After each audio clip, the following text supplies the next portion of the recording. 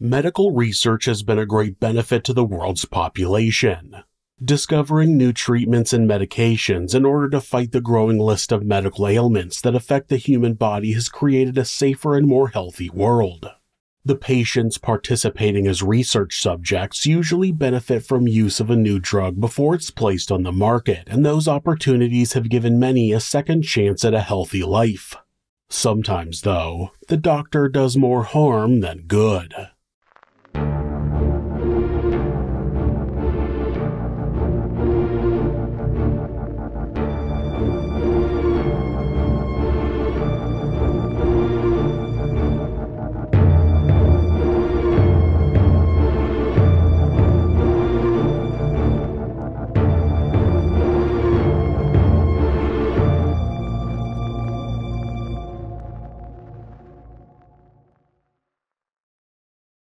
In the annals of medical history, few figures spark as much controversy as Dr. Cornelius Rhoads. His time in Puerto Rico during the 1930s left an indelible mark on the island's collective memory, tarnishing the reputation of American medical research. Rhoads' actions and words stirred up a storm of outrage, raising questions about ethics in medicine and the treatment of colonial subjects. Cornelius Rhoads, who went by Dusty, was born on June 20, 1898 in Springfield, Massachusetts. He attended Bowdoin College and then Harvard Medical School, where he was the class president.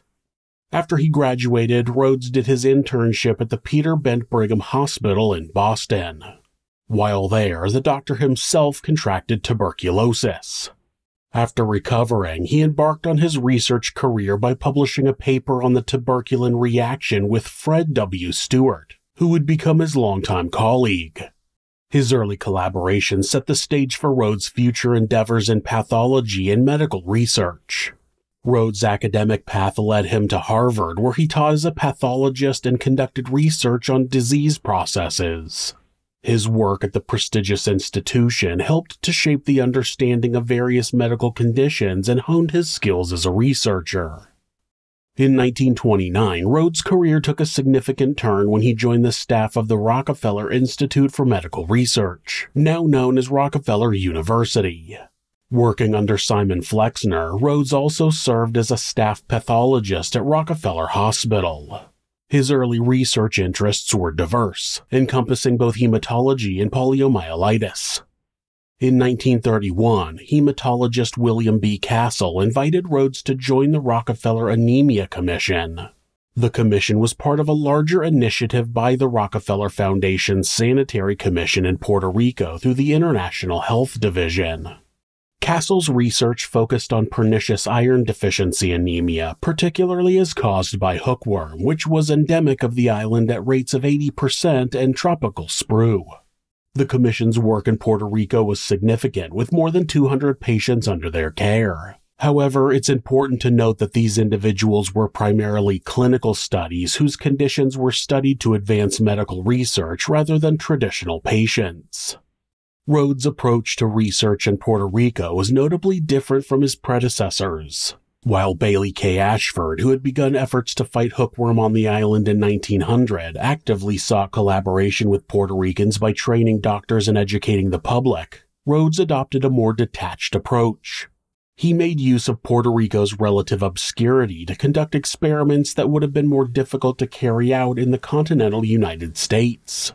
He refused treatment to some of his anemia patients to compare their progress with treated ones, and even attempted to induce anemia in others, referring to them as experimental animals. On the night of November 10, 1931, according to witnesses, Rhoads got drunk at a party and later found his Ford Roadster stripped and the tires flat. Upon returning to his lab, he wrote a now infamous letter to Fred W. Stewart, who was working in New York at the time. When Rhoads was finished writing the letter, he left it on his desk. The contents of that letter would soon spark a controversy that would overshadow his medical work and raise serious questions about his character and the nature of medical research in colonial territories. The letter read in part, quote, "I can get a damn fine job here and am tempted to take it. It would be ideal except for the Puerto Ricans. They are beyond doubt the dirtiest, laziest, most degenerate, and thievish race of men ever inhabiting this sphere. It makes you sick to inhabit the same island with them. They are even lower than Italians. What the island needs is not public health work, but a tidal wave or something to totally exterminate the population. It might then be livable. I have done my best to further the process of extermination by killing off 8 and transplanting cancer into several more. The latter has not resulted in any fatalities so far. The matter of consideration for the patient's welfare plays no role here. In fact, all physicians take delight in the abuse and torture of the unfortunate subjects. On Thursday, November 12th, the letter was found in the lab. Lab assistant Louis Baldoni would later say, quote, "I arrived to work at 7:30 a.m. At the foot of my microscope, there was a paper folded in 3 parts and marked on the exterior F.W. Stewart, written in the corner in the handwriting of Dr. Rhodes. I put it on a little table next to me where Ada Sogard worked."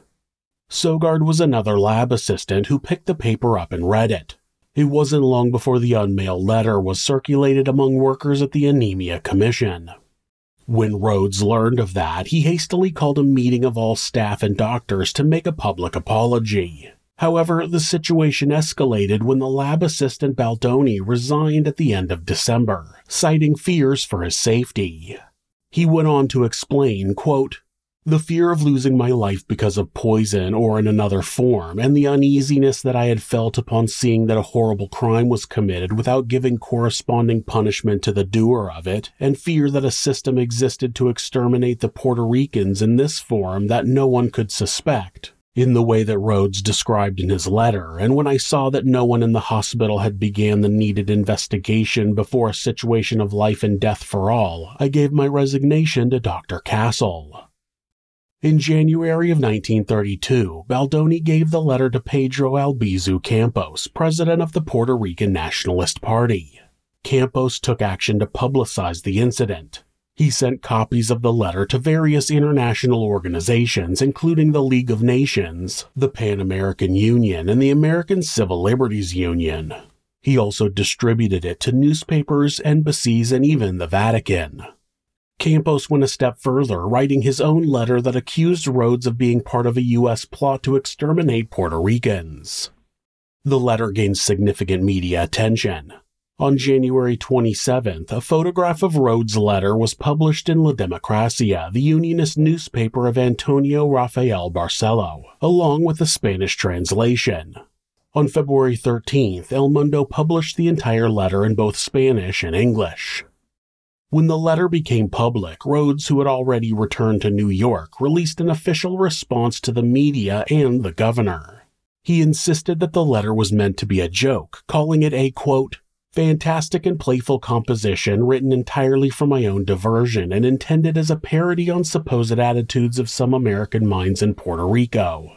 He claimed that nothing, quote, "was ever intended to mean other than the opposite of what was stated." Rhodes offered to return to Puerto Rico to clear things up, but never did. The governor's inquiry concluded that Rhodes did not commit the acts mentioned in his letter, nor any other crimes. With the help from the Public Relations Department at the Rockefeller Institute for Medical Research, Rhodes worked to salvage his reputation. He maintained that his words were a joke. The truth behind Cornelius Rhodes' letter remains far from clear-cut. While his anemia experiments are well documented, whether he actually killed 8 of his patients remains a mystery. The discovery of Rhodes' controversial letter sparked immediate action from the Puerto Rican government. Acting American Governor James R. Beverly ordered an official inquiry to investigate the shocking claims made in the letter. A team consisting of a Puerto Rican district attorney and 2 local physicians conducted a thorough examination of the situation. The investigation delved into the deaths of 13 patients who had passed away during Rhodes' tenure at the hospital. William B. Castle, Rhodes' superior, carried out a case-by-case review of those deaths to determine if there was any suspicious activity. Despite the gravity of the accusations, the inquiry concluded that Rhodes had not committed the crimes he had boasted about in his letter. However, the investigation took an unexpected turn when Governor Beverly uncovered the existence of a second letter written by Rhodes. In a communication to the Rockefeller Foundation's associate director, Beverly described the second letter as, quote, even worse than the first. Surprisingly, that document was suppressed by the government and subsequently destroyed, raising questions about the transparency of the investigation.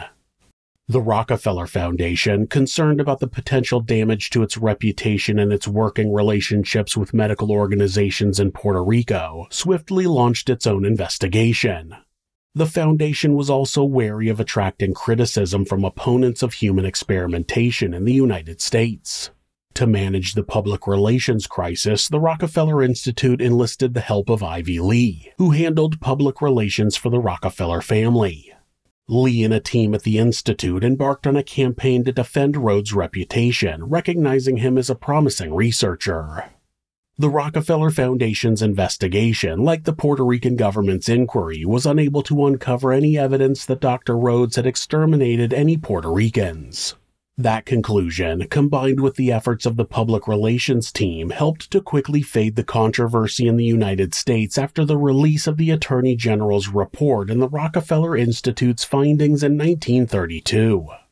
Many of Rhodes' colleagues found his attempt to cast the letter as a fantastic and playful composition intended as parody unconvincing. Some expressed concern about his mental health at the time of writing the letter. One of his superiors dismissed the incident as a case of local ingratitude, highlighting the prevailing attitudes of the time. Despite the controversy, Rhodes went on to enjoy an exemplary career in the medical field. However, the reaction to the scandal and controversy was mixed in the United States, partly due to the Rockefeller campaign. In Puerto Rico, the scandal had far-reaching consequences. Pedro Abizu Campos, president of the Puerto Rican Nationalist Party, used the Rhodes scandal as part of his anti-colonial campaign, attracting followers to the nationalist cause. The impact of the scandal extended beyond Rhodes' career and into the realm of Puerto Rican politics and independence movements. In a startling turn of events, the Rhodes letter continued to have repercussions long after the initial controversy. In 1950, two Puerto Rican pro-independence activists attempted to assassinate President Harry Truman to bring attention to their cause. When interviewed later, one of the would-be assassins revealed that he had heard Campos speak about the Rhodes letter in 1932, which had inspired him to devote his life to the nationalist movement. The Rhodes scandal remains a contentious issue in Puerto Rican history.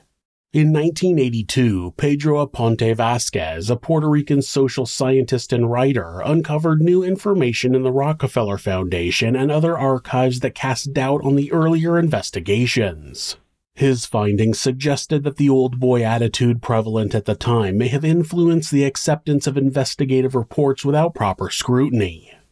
As it stands now, officially, Cornelius Rhodes didn't commit any crimes against the people of Puerto Rico while he was there, but many people still believe his letter was the truth. As almost a century has passed, we may never know the truth about Rhodes' time on the island. Did he murder 8 people and give others cancer? Did he believe that all Puerto Ricans should be wiped out? I don't know. It's just a reminder that, no matter who someone says they are, you never really know what they're doing behind closed doors. Thanks for letting us tell you this sinister story. If you enjoyed it, subscribe on whatever platform you're on, and hit like, rate it, or leave a comment. Join us next week when we'll take you somewhere sinister.